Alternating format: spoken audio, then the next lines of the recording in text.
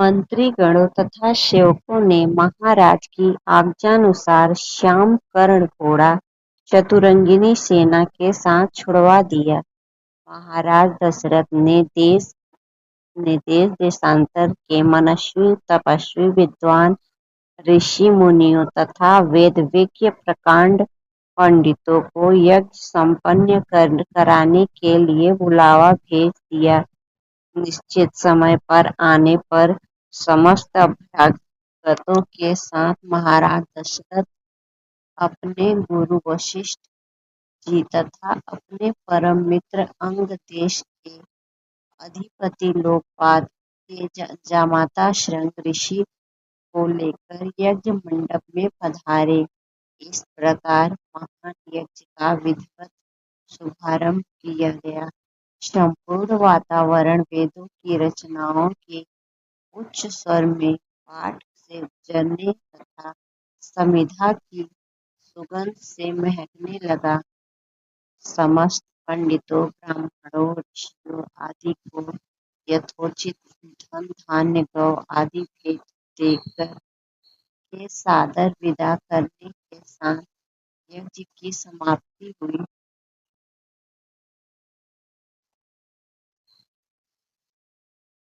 राजा दशरथ ने यज्ञ के प्रसाद चरा को अपने महल में ले जाकर अपनी तीनों रानियों में वितरित कर दिया। प्रसाद ग्रहण करने के परिणाम स्वरूप परम पिता परमात्मा की कृपा से तीनों रानियों ने गर्भ धारण किया।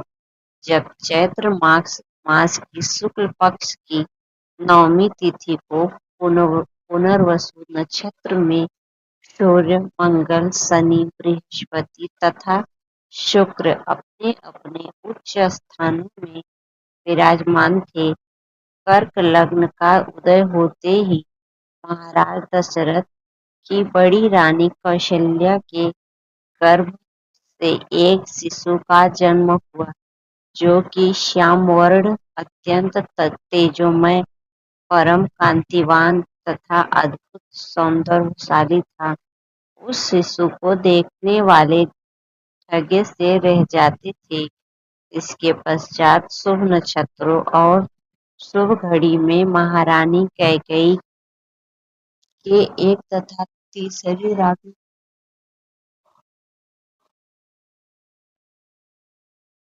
सुमित्रा के दो तेजस्वी पुत्रों का जन्म हुआ। संपूर्ण राज्य में आनंद मनाया जाने लगा। महाराज के 4 पुत्रों के जन्म के उल्लास में गंधर्व गान करने लगे और अप्सराएं नृत्य करने लगी। देवता अपने विमानों में बैठकर पुष्प वर्ष करने लगे। महाराज ने उद्युक्त हस्त से राजद्वार पर आए हुए भाटचारण तथा आशीर्वाद देने वाले ब्राह्मणों और याचकों को दान दक्षिणा दी। पुरस्कार में प्रजाजनों को धन धान्य तथा दरबारियों को रत्न आभूषण तथा उपाधियां प्रदान किया गया।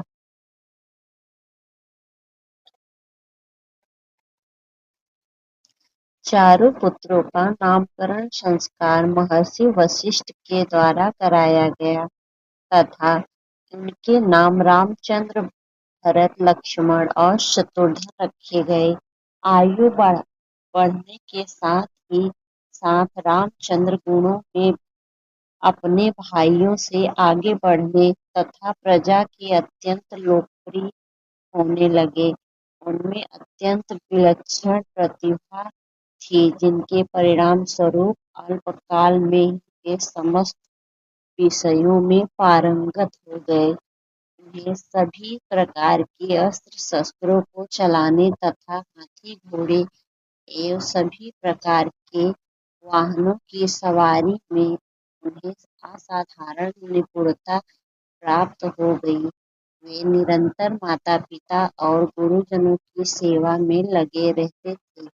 उनका अनुसरण शेष 3 भाई भी करते थे। गुरुजनों के प्रति जितनी श्रद्धा भक्ति इन चारों भाइयों में थी, उतना ही उनमें परस्पर प्रेम और सौहार्द भी था। महाराज दशरथ का हृदय अपने चारों पुत्रों को देखकर गर्व और आनंद से भर उठता था। जय श्री राम भाइयों। राम जन्म की कथा है। कथा अच्छी लगे तो वीडियो को सब्सक्राइब, शेयर और लाइक जरूर करें। मंत्रीगणों तथा सेवकों ने महाराज की आज्ञानुसार श्याम कर्ण घोड़ा चतुरंगिनी सेना के साथ छुड़वा दिया। महाराज दशरथ ने देश देशांतर के मनस्वी, तपस्वी, विद्वान ऋषि मुनियों तथा वेदविज्ञ प्रकांड पंडितों को यज्ञ संपन्न कराने के लिए बुलावा भेज दिया। निश्चित समय पर आने पर समस्त अभ्यागतों के साथ महाराज दशरथ अपने गुरु वशिष्ठ जी तथा अपने परम मित्र अंग देश के अधिपति लोकपाल के जामाता शृंग ऋषि को लेकर यज्ञ मंडप में पधारे। इस प्रकार महान यज्ञ का विधिवत शुभारंभ किया गया। संपूर्ण वातावरण वेदों की रचनाओं के उच्च स्वर में पाठ से गुजरने तथा समिधा की सुगंध से महकने लगा।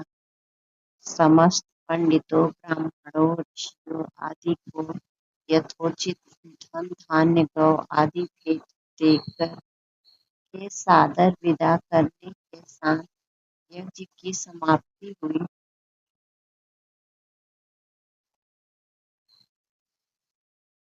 राजा दशरथ ने यज्ञ के प्रसाद चरा को अपने महल में ले जाकर अपनी तीनों रानियों में वितरित कर दिया। प्रसाद ग्रहण करने के परिणाम स्वरूप परम पिता परमात्मा की कृपा से तीनों रानियों ने गर्भ धारण किया।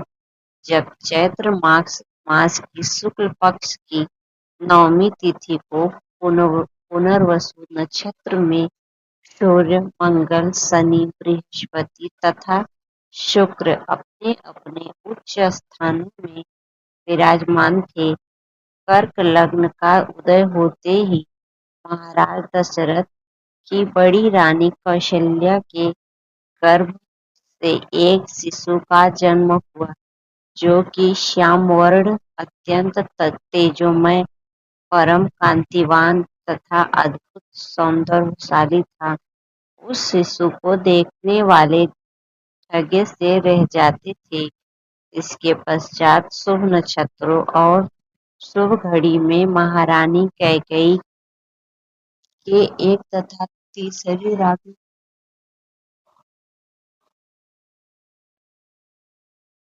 सुमित्रा के दो तेजस्वी पुत्रों का जन्म हुआ। संपूर्ण राज्य में आनंद मनाया जाने लगा। महाराज के 4 पुत्रों के जन्म के उल्लास में गंधर्व गान करने लगे और अप्सराएं नृत्य करने लगी। देवता अपने विमानों में बैठकर पुष्प वर्ष करने लगे। महाराज ने उद्युक्त हस्त से राजद्वार पर आए हुए भाटचारण तथा आशीर्वाद देने वाले ब्राह्मणों और याचकों को दान दक्षिणा दी। पुरस्कार में प्रजाजनों को धन धान्य तथा दरबारियों को रत्न आभूषण तथा उपाधियां प्रदान किया गया।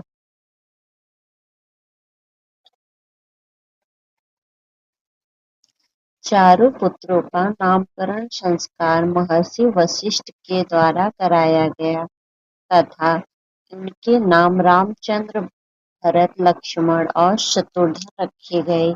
आयु बढ़ने के साथ ही साथ रामचंद्र गुणों में अपने भाइयों से आगे बढ़ने तथा प्रजा के अत्यंत लोकप्रिय होने लगे। उनमें अत्यंत विलक्षण प्रतिभा थी, जिनके परिणाम स्वरूप अल्पकाल में वे समस्त विषयों में पारंगत हो गए।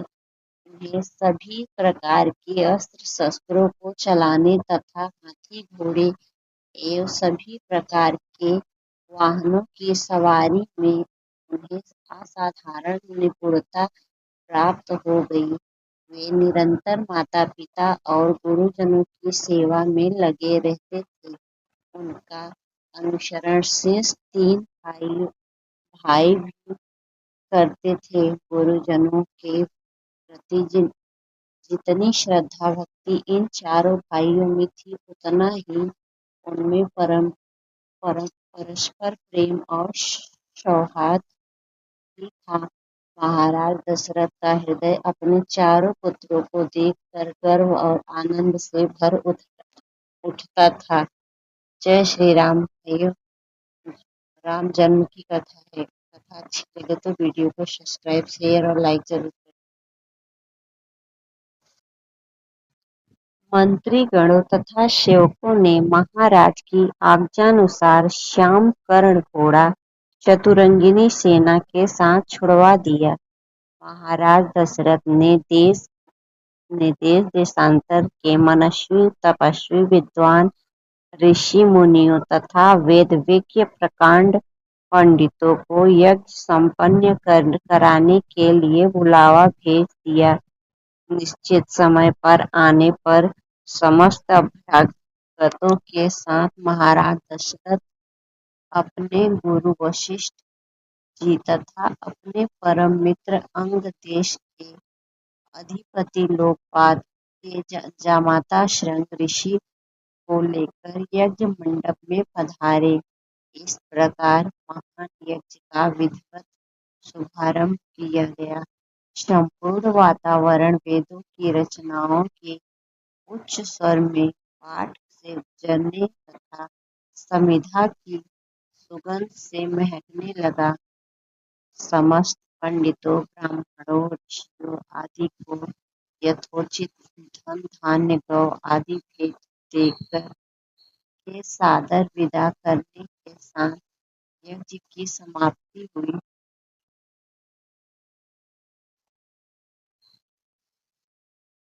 राजा दशरथ ने यज्ञ के प्रसाद चरा को अपने महल में ले जाकर अपनी तीनों रानियों में वितरित कर दिया। प्रसाद ग्रहण करने के परिणाम स्वरूप परम पिता परमात्मा की कृपा से तीनों रानियों ने गर्भ धारण किया। जब चैत्र मास की शुक्ल पक्ष की नवमी तिथि को पुनर्वसु नक्षत्र में सूर्य, मंगल, शनि, बृहस्पति तथा शुक्र अपने अपने उच्च स्थानों में विराजमान थे। कर्क लग्न का उदय होते ही महाराज दशरथ की बड़ी रानी कौशल्या के गर्भ से एक शिशु का जन्म हुआ, जो कि श्याम वर्ण, अत्यंत तेजोमय, परम कांतिवान तथा अद्भुत सौंदर्यशाली था। उस शिशु को देखने वाले धैर्य से रह जाते थे। इसके पश्चात शुभ नक्षत्रों और शुभ घड़ी में महारानी कैकेयी के एक तथा तीसरी रानी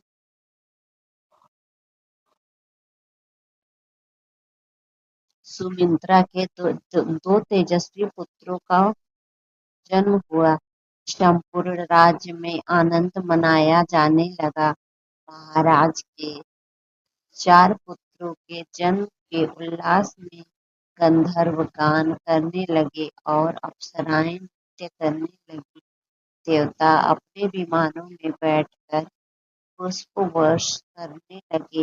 महाराज ने उद्युक्त हस्त से राजद्वार पर आए हुए भाटचारण तथा आशीर्वाद देने वाले ब्राह्मणों और याचकों को दान दक्षिणा दी। पुरस्कार में प्रजाजनों को धन धान्य तथा दरबारियों को रत्न आभूषण तथा उपाधियां प्रदान किया गया।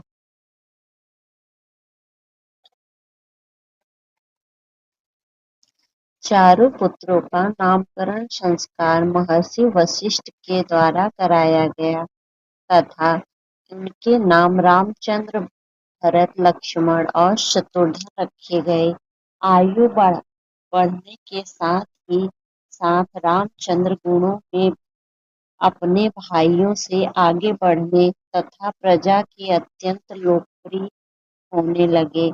उनमें अत्यंत विलक्षण प्रतिभा थी, जिनके परिणाम स्वरूप अल्पकाल में ही वे समस्त विषयों में पारंगत हो गए।